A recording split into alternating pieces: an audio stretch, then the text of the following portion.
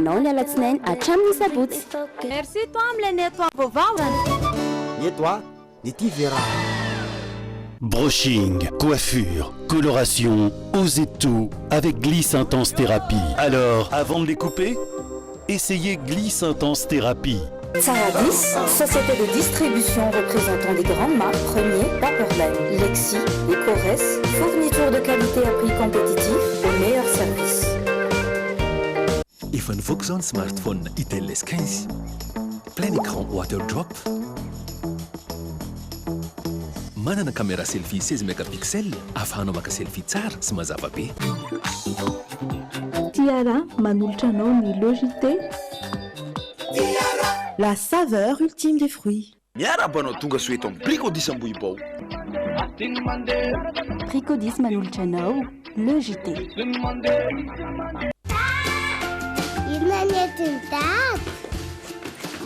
Ty cake? Le gâteau matsiro be misy crème. Tsy mitsahatra mikaroka izay tsara ho an'ny zanako sy Lipi. Enao koa raha tianao ny zanakao safidio sy Lipi. Mitsidika ireo toerana maro eto Madagasikara ato anaty Logité miaraka amin'ny Tsaradia. Tsaradia no siray tsika iray. Ma safidiko numéro 1 malagasy manolotra ho anao.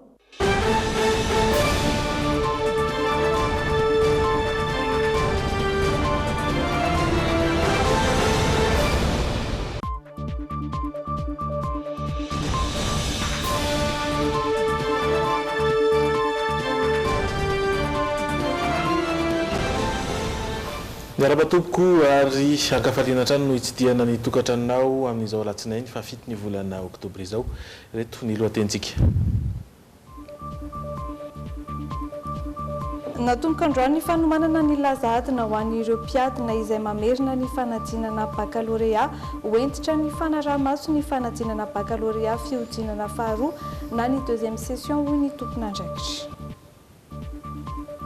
Anomboka ny 20 oktobra izao ary farana ny 2 jolay 2024 ny taom-pianarana vaovao ka izara 3 volana miisa 3. Anomboka tsy ho ela ny fanorenana tanàna vaovao eto Antananarivo takizay ihany koa ny fananganana tranobe any amin'ny faritra fangaran'asa izay tafiditra ao anatin'ny fitsinjovana ny tombontsoan'ny mponina. Ny andrandra vahaolana maharitra ny mponina manoloana ny fiakaran'ny vidin'entana ilaina andavanandro fepetritra ho raisin'ny fanjakana kosa andan'izay ny famerana izay vidin'entana izay. Any ivelany dia nanjaka indray ny herisetra tany Hong Kong omaly. Asanam-panajana ary sika tompoko lasy tompoko vavy anaraka ny Logité hatramin'ny farany. Ijery zanam-pandarana ara-panatanjahan-tentsika ao anaty tapany faharoa ijery ihany koa ireo zanam-pandarana izay voahomana tahaka ny hoy ianao na ny insolite fa zao aloha ndao hanolotra ny alaina.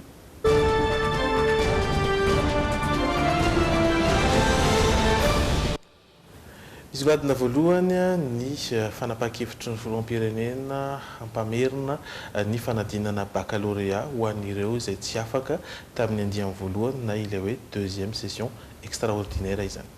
Ho tanterana ny 13 hatramin'ny 14 oktobra ho avy izao ny fanadinana fiodinana faharoa amin'ny baccalauréat araka ny sosokevitra natolotry ny filoham-pirenena Andry Rajoelina ireo izay tsy afaka tamin'ny fiodinana voalohany ihany no voakasika izay deuxième session izay raha ny nambaran'ny sekretera général ny ministera ny fampianarana ambony dia nanomboka androany ny fanomanana ny lazadina ho an'ireo mpiadina izay mamerina ny fanadinana baccalauréat amin'ny ankapobeny dia samy nankasitraka io sosokevitra natolotry ny filoham-pirenena io avokoa na ny ray aman-dreny na ireo mpianatra mitondra ny antsipriam-baovao Sonia Andrendririna sy Rivinirina Tekaleo.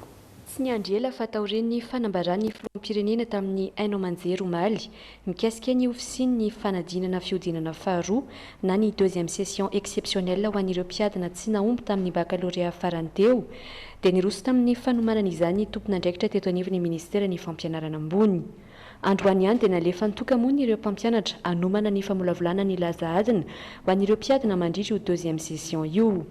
Efa nandray ny fepetra rehetra ilaina sy arovana ny fanatotosana ny fizotry ny ity fanadinana fiodinana faharoa ity ny ministera hoiatra ny tompona andraikitra ka tsy hisy fioaram-pefy ho azo ekena intsony. Nanapa-kevitra zany ny gouvernemanta fa natsangana eto anivon'ny ministera ny fampianarana ambony sy ny fikaroana siantifika ny antsoina hoe cellule de crise izay anara-maso sy hitandro ny fandriam-pahalemana sy ny fizotra ny fanadinana antsakany sy andavany ho lavitry ny kolikoly sy ny sopatra indrindra ho lavitry ny famoahana mialoha ny lazahadina mba tsy hiparitaka toy nisy teo.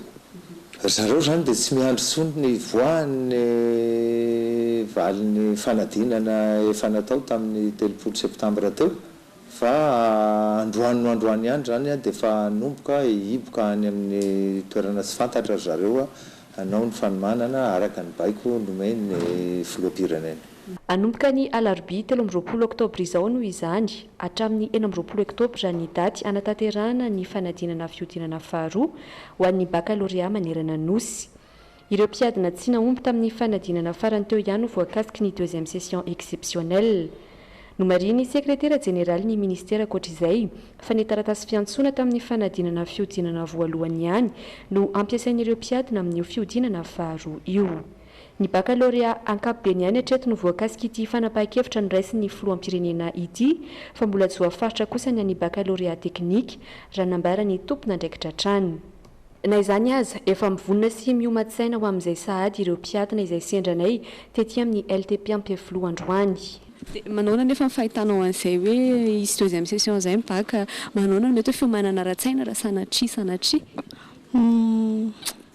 matatahotra ihany satria ohatrany efa mety efa sarotra izany satria ilay sisy efa fandraina amin'io dia matatahotra ihany.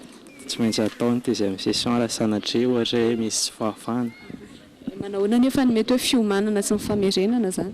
Fiomanana aloha efa mety.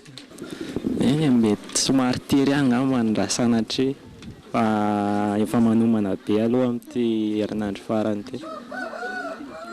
Nalesaka amin'ny famerenana indray rehefa ohatra hoe mahita avy hoe efa mivera ohatra teny efa hoe verina tsy tonga dia mianatra ihany dia efa zao dia efa mianatra dia tsy maintsy miomana lalandava no an'ilay izy sanatria fa rehefa tsy sanatria moa tsy hoe afaka rabasoa afaka tsara ohatr'izany. Ireo ray aman-dreny ihany koa dia nankasitraka ity sosikevitra natolotry ny filoham-pirenena ity ny ankamaroany. Momba ny bakana moa zany hoe miparitaka be le sujet dia tsaratsara kokoa ngamba ny mila misy 2e session satria lasa osoka le izy raha ino no ampiarina. Tsy maninona ka mety le izy mo chance ho an'le ankizy izay hoe tsy afaka teo aloha. Tsy maninona raha verina izay tsy afaka. Manaona nefa ny amin'ny fiomanana ankizy ohatran'izany. Dia mila miomana tsara fotsiny ny ankizy ka. Amin'ny ray aman-dreny anany dia faly eo mety amiko ilay izy iaola teo mananganana baka.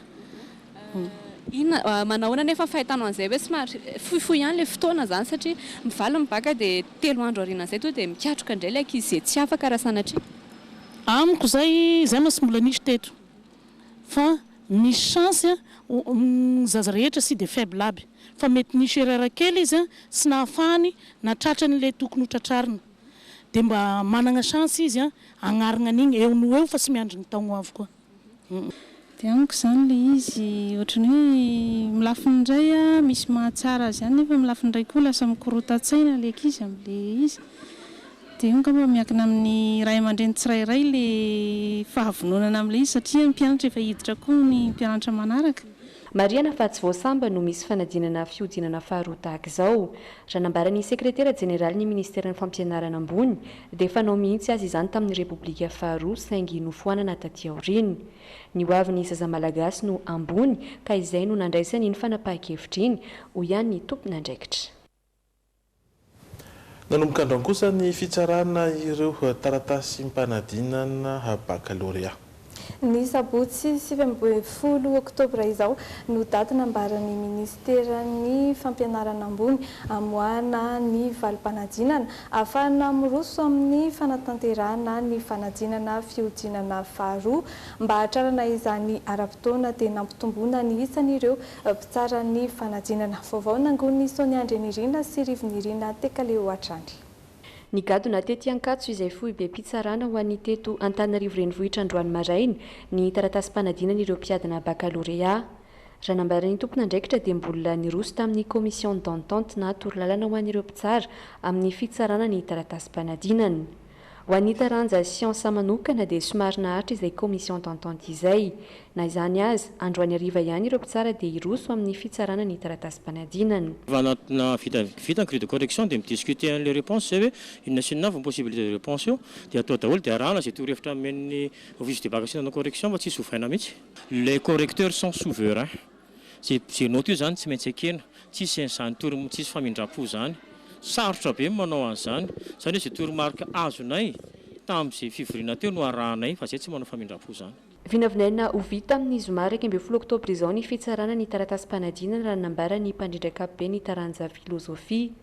Heverina ohatra tsara-potoana izany ho izy satria nampitomboina ny isan'ireo mpampianatra mpitsara fanadinana. Dia amin'izao fotoana izao zany a mizotra araka ny tokony ho izy ilay fitsarana. Tsy misy olana loatra eto ary ny mpampianatra natsoina tonga daholo. Nanomboka tamin'ny firy izy io dia roviana moa zany no mifarana ny fitsarana ho an'ny filo? Ny fitsarana zany zao mbola commission d'entente nataonay zao amin'ny 12 zao dia manomboka arivo zay ny tena manaingo tsara kopia amin'izay dia vita zay dia ny eritreretina zany fa tokony ho vita hatrany amin'ny zomany izy io satria maromaro ihany nisanay natsoina hitsara dia mety azo fitaina aloha amin'ny zomany mety ho vita. Ny ho an'ny filo manokana zany zao 530 izy teo fa nisy an'ny liste additive natsoina mba hanampy anay tsara ihany koa dia tafiakatra eo amin'ny 770 eo amin'izay.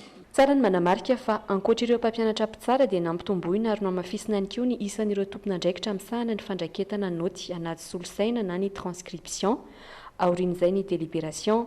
Kendrena ivoaka amin'ny sabotsy 19 oktobra izao kosa ny valim-panadinana baccalauréat ankapobeny.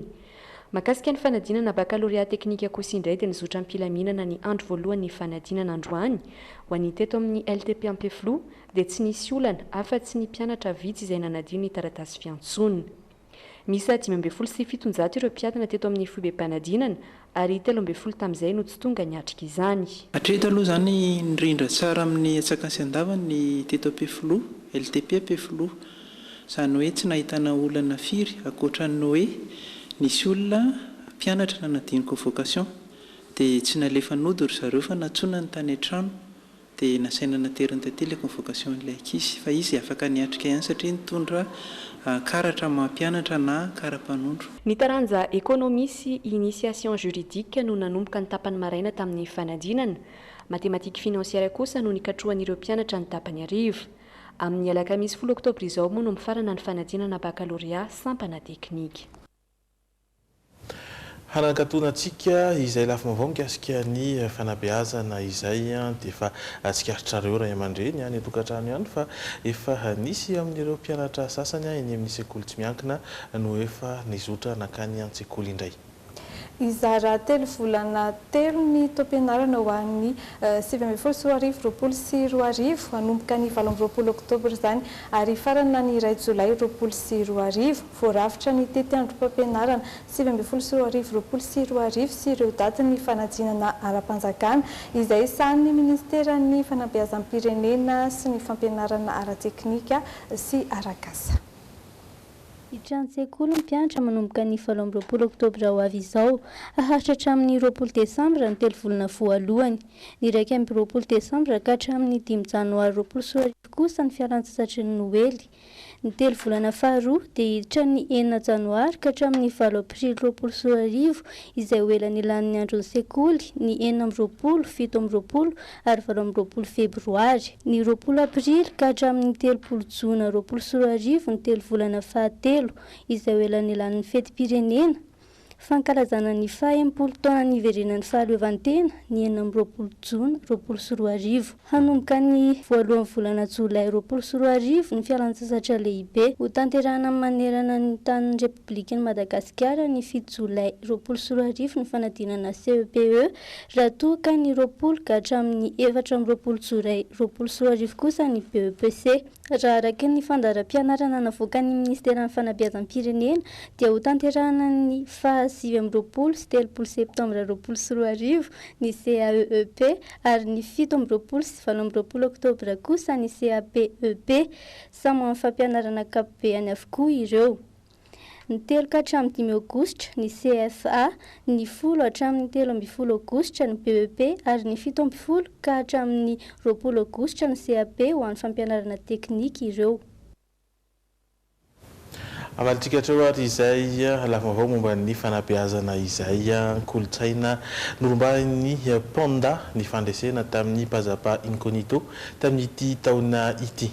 Ankoatra ny fandehanana makany Dubai dia hanampy azy eo amin'ny sehatry ny mozika ny mpikarakara eo amin'ny lafiny rehetra nakotraka ny famaranana ny Pazapa Incognito ny sabotsy alina lasa teo ifeno Azariana sy Doda Razarinjato no mitasitra amintsika ny akon'izay.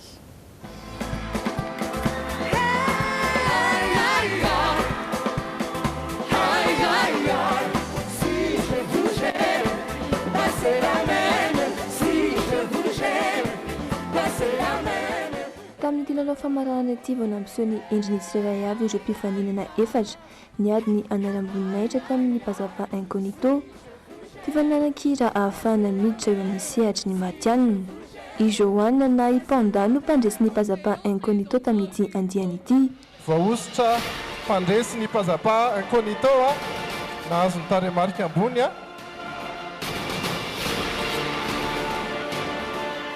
Panda.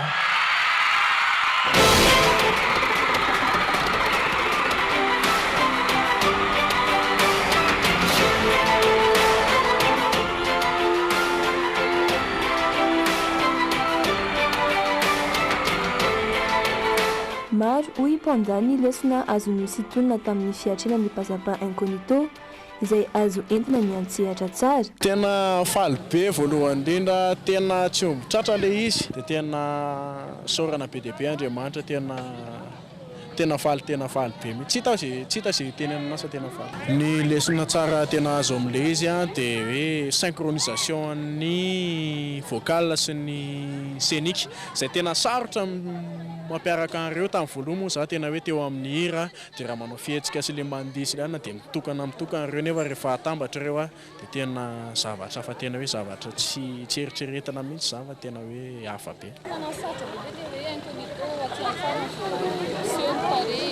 Somary nanasarotra kely satria resaka hoe hira dia efa zatra le hoe tsisy masika moa dia ao anatin'le masika nefa indraindray tena manao gestion na énergie ianao tena mila tena midosy an'izay zany ianao ao anatin'le izy dia tao koa ny nahafantarana ny gestion ana sofla ao anatin'le izy dia indraindray moa tena vao miala fotsiny masika dia efa tsemboka be tena hoe ohatr'izany nefa fasahina ny tena zavatra be dia be na manao masika ianao na tsy manao masika zany dia fasahina tena hoe fasahina voalohany indrindra tena tsy maintsy misy. Ny mpikarakara kosa dia vonany anampy azy amin'ny lafiny rehetra. Ny miarabany Panda naresy amin'ny Pazapa Incognito dia misy loko menanao avaty amin'ny ny loka voalohany dia amprisienanao anoy an'ny fitrandrana ny sehatry ny kanto aka miantoka ny clip matraquage production artistique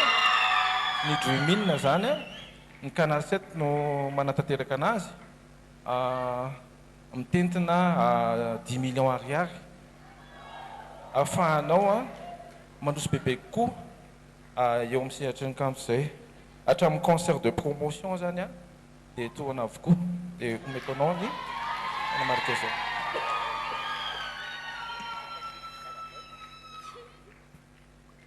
Ankoatra izay, isitraka fivahinianana makany Dubai Panda iantoana mantony ny landrehetra, ny sakafo sy ny sarandalana.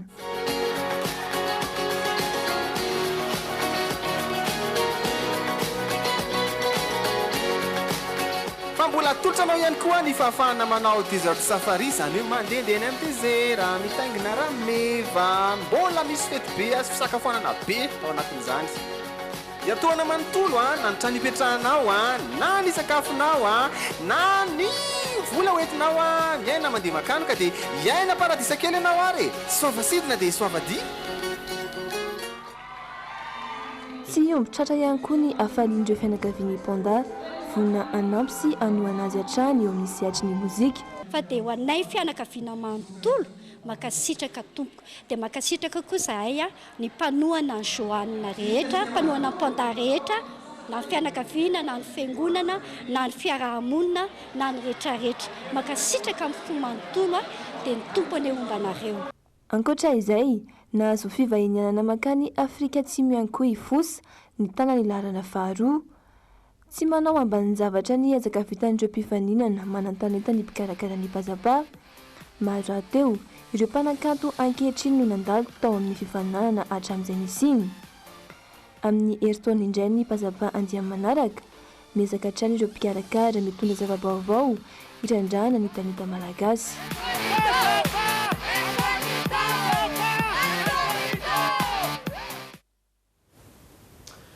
Sariny koa no entsika misy eto anatin'ny dokam-barotra fohy eo amintsika eo resaka raharam-pirenena toe-karena sy ny mampirana.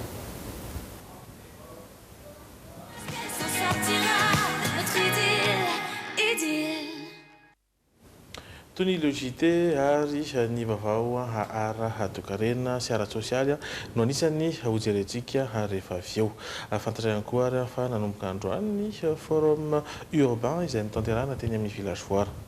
Efa miroso kelikely amin'ny fanatanterahana ireo tetikasa maro eto Madagasikara ny fanjakana amin'izao fotoana izao. Isan'izany ary tsy ho ela ny fanorenana tanàna vaovao eto Antananarivo, eo ihany koa ny fananganana tranobe any amin'ny faritra samihafa. Tombontsoan'ny mponina no jerena amin'ny fotodrafitrasa araka ny fanazavana voaray ny Pierre Razafindramanana sy Dolphe Rakotoniana androany.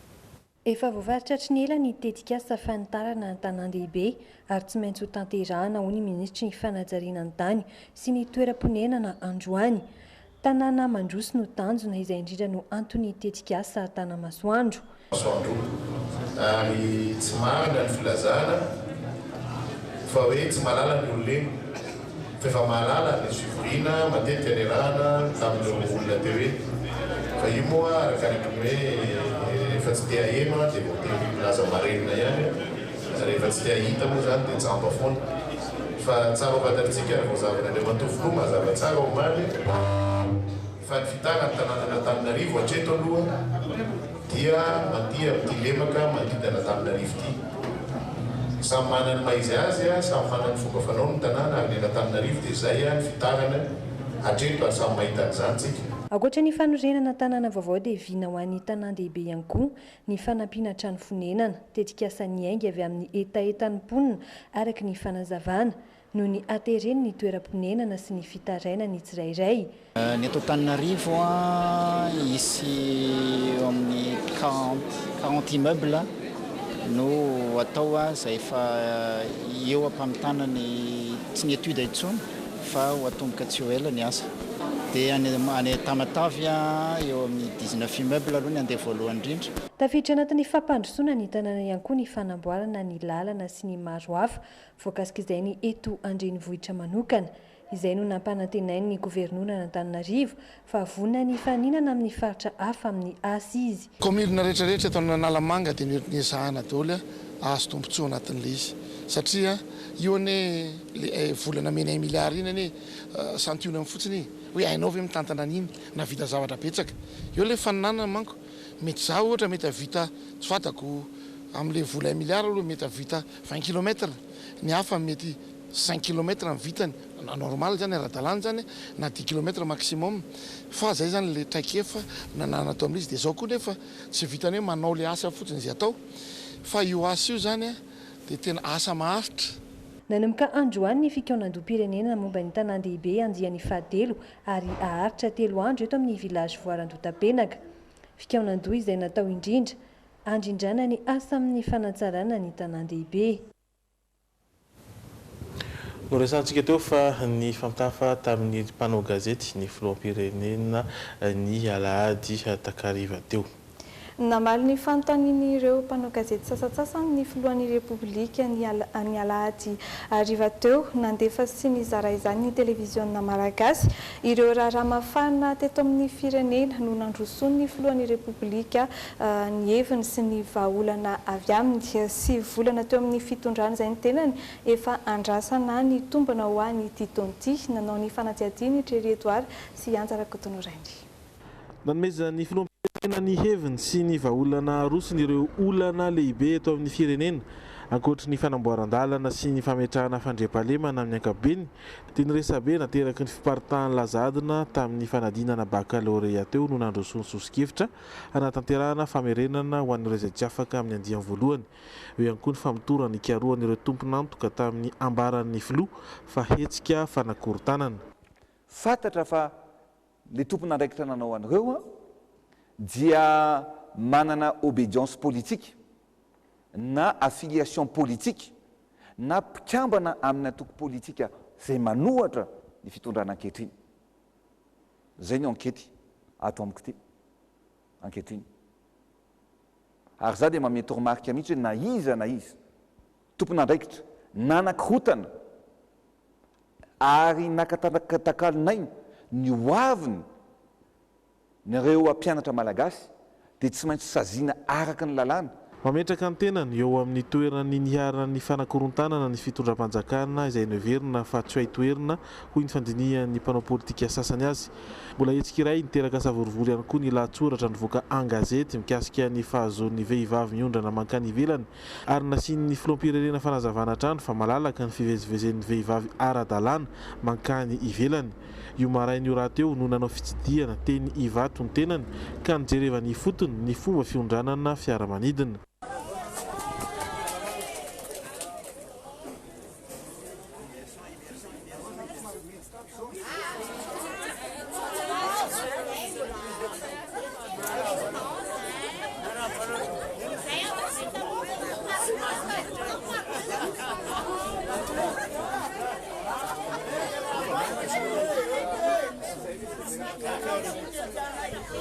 Anisan'ireo olana mipetraka amin'ny fiakarana vidin'entana sy ny tsy fisian'ny rano izay samy mitondran'ny filoham-pirenena vahaolana avy amin'ny avokoa. Teo ny fanomezana lanja ny ariary amin'izao vanim-potoana izao, vahaolana tsy maharitra ho an'ireo mpandinika ara-toe-karena saingy ahafahana makabahana. Vahaolana tsy maharitra naroson'ny filoham-pirenena ihany koa ny fanamboarana fitahirizan-drano amin'ireo faritra stratejika manerana ny Madagasikara indrindra ny eto andrenivohitra. Nametraka tsika fanaovana rano amin'ny Fianaratsoa, nametraka any Majunga, Analanjirofo, Iorombe, Alotra Mangoro, zany rehetra zavatra rehetrarehetra. Fa ny eto Antananarivo dia nametraka tsika izany mba tsy isian'izay fijaliana rano be zay, dia nametraka any amin'ny zone est, nametraka any amin'ny zone ouest, ary nametraka fanaovana château d'eau any amin'ny zone sud. Farany nolalovana ny mikasika ny fanendrena ireo gouvernoura ny famoronana ilay fondation ary ihany koa fitondrana fanazavana mikasika ny tetikasa Tanamasoandro.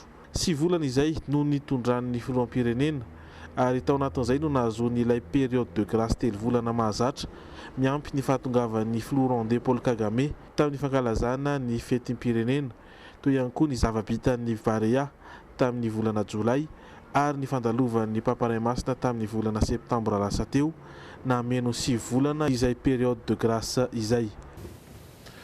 Itony lejité ary nazahoana vaovao ny ilay loza mifamoivoizana izay nisy eo tany Fianaratsoa izay nahafatesana olona miisa 3.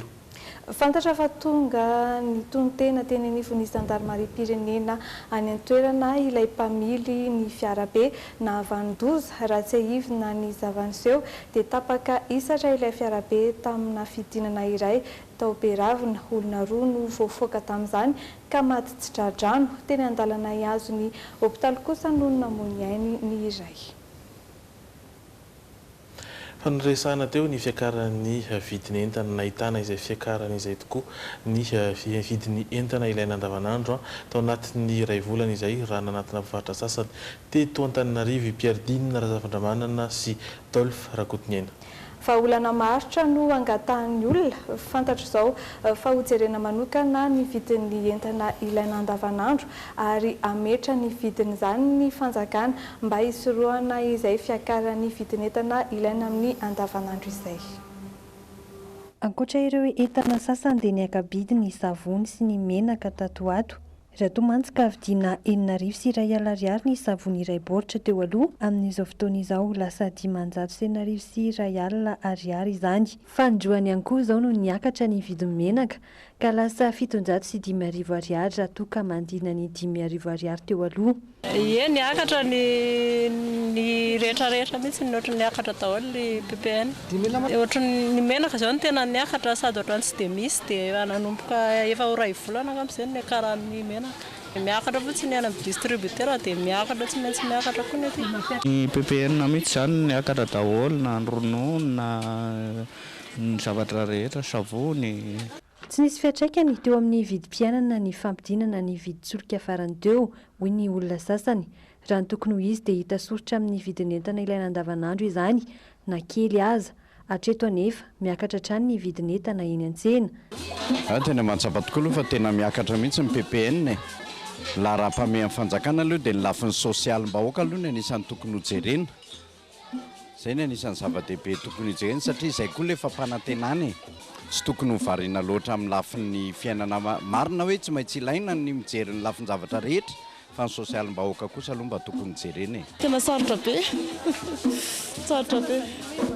Tena mafy ilay izy ohatrany teo aloha izany mafy teo aloha menaka ambanimbany fa izao tena miakatra be. Vahaolana maharitra naroso ny fitondram-panjakana ny amerana ny vidin'entana eny an-tsena. Tsapaharaka ny fanazavan'ny filoham-pirenena nandritra ny fandarana manokana tamina fahitalafi-pirenena omaly fa misy manararoatra makatombo ny ireo mpivarotra sasany. Hiara ivory amin'ireo mpivarotra ny filoha hiara-handinika izany mba ho vahaolana lavitrezaka. Ovikajinan'ny tontolo iainana kosa resy lahatra hamerina amin'ny laony ny alana hongo ny poniny ao amin'ny commune Bonamarary.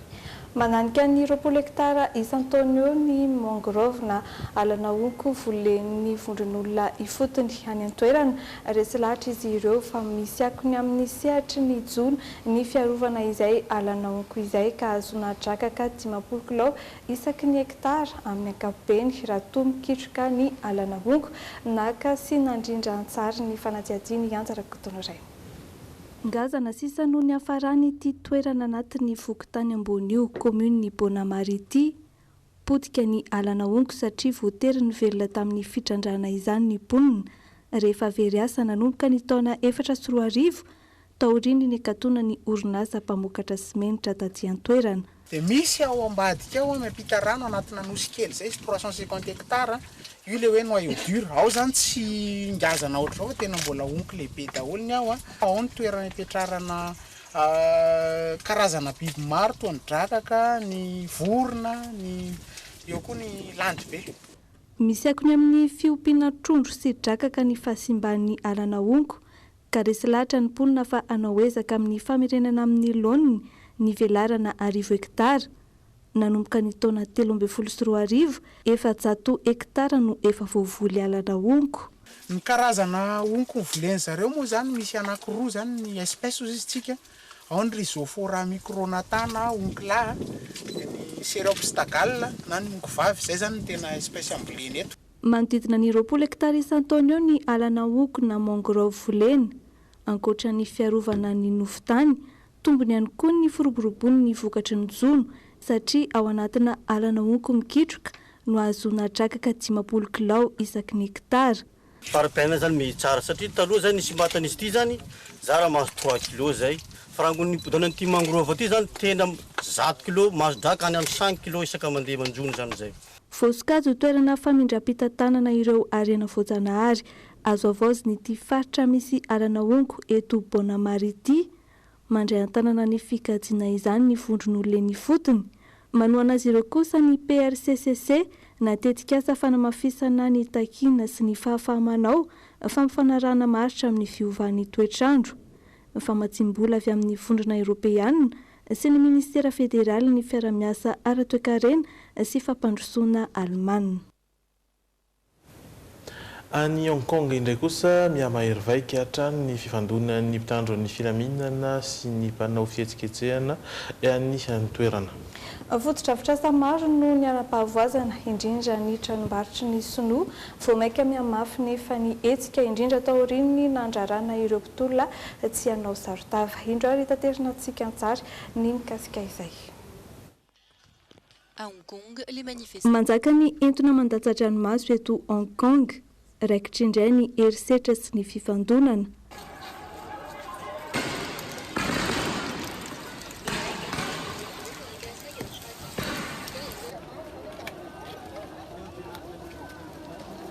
Analinalina ireo mpitaky ny demokrasia nandray anjara tamin'ny fihetsiketsehana, tsy manaiky-lembenana izy ireo fa efa mivonona ihany koa amin'ny torabato sy ny cocktail molotov.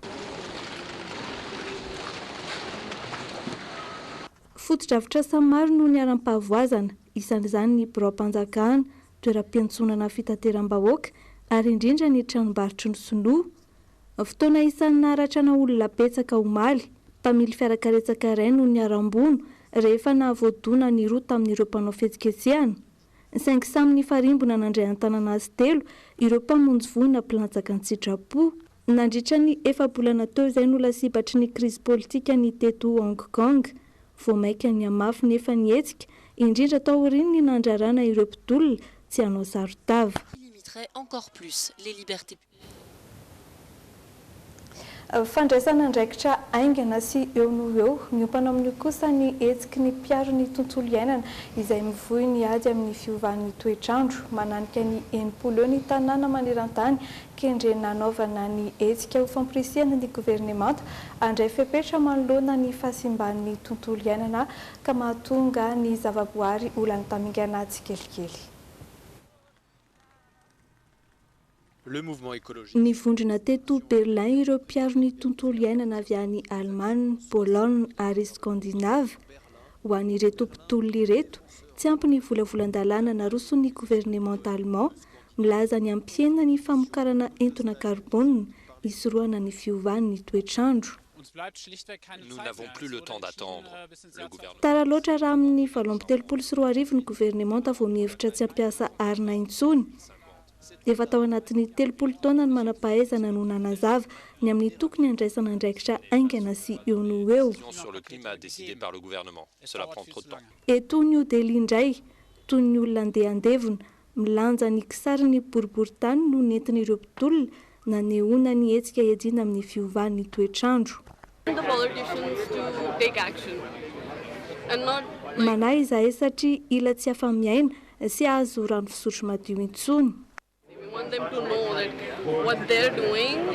Manomboka androany mananika ny 80 ny tanàna maneran-tany kendrenana tanterahana ny Extinction Rebellion, hetsika iraisam-pirenena amporisihana ny gouvernemanta andray andraikitra manoloana ny fiovan'ny toetrandro sy ny fahasimban'ny tontolo iainana ka mahatonga ny zavaboary ho tandin-doza sy lany tamingana tsikelikely.